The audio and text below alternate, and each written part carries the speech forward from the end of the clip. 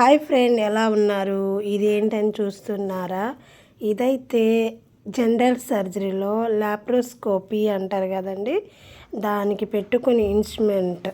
ఏమేమి కావాలో ఇక్కడ ఇన్స్ట్రుమెంట్ అయితే క్లియర్గా ఉన్నాయండి.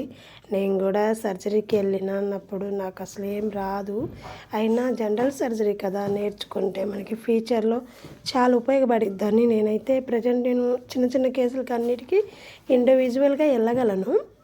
కానీ నాకు లాప్రోస్కోపీ కూడా నేర్చుకోవాలని చాలా అనుకుంటున్నాను. నేర్చుకుందామని నేనైతే ఇలా ఒక టేబుల్ ఒక సిస్టర్ గారు రెడీ చేయడం చూసి నేను కూడా దాన్ని ఫాలో అయ్యాను. తర్వాత నేను కూడా ఖచ్చితంగా వెళ్ళాలని డిసైడ్ అయ్యాను.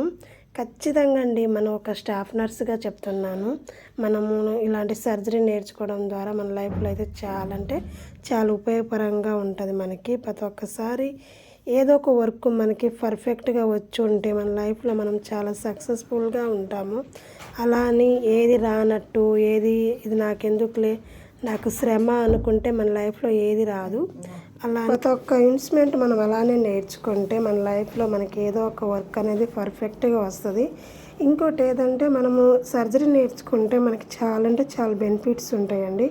ఏదైనా సర్జరీకి బయటికి కూడా వెళ్ళొచ్చు. మనం నేర్చుకున్న వర్క్ కాబట్టి మన చేతిలో ఉంటుంది. నేనైతే అలానే అనుకున్నాను, నేను ఏదో ఒక దాంట్లో సక్సెస్ అవ్వాలి అని.